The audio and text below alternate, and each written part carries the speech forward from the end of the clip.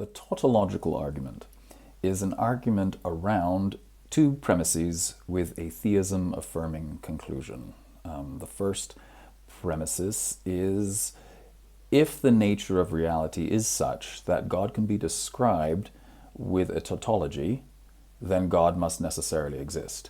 And the second premise is, the nature of reality is such that God can be described by a tautology. What that means, a tautology, is a sentence that is just true by its own meaning. For example, no bachelors are married. It's just because bachelors are unmarried. So a tautology that describes God could be, if the answer to the question, what is God, could be something like, that arbiter of truth without which no propositions could be true or false. Well, if that proposition is true or false, then there must be that arbiter of truth without which no propositions could be true or false. Or another one could be, what is God? God is that without which nothing that is could be. If anything is, including that definition, then it necessitates the existence of that without which nothing that is could be.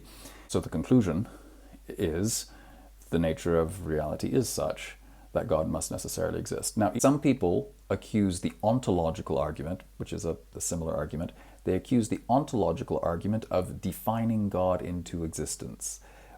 What the tautological argument does is it says, if the nature of reality is such that God can be defined into existence by a tautology, mind you, if God can be defined into existence by a tautology, then God necessarily exists, at least insofar as that tautology describes him. If you want to explore attacking the first premise, you would have to play with the idea that the nature of reality is such that God can be described by a tautology, but that the tautology would be false.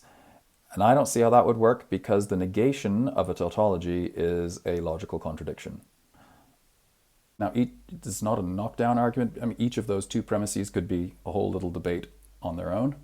But to me, it just sort of seems obvious, prima facie, just at first glance, on the face of it, it seems obvious to me that both of those premises are true. So it seems obvious to me that God must necessarily exist.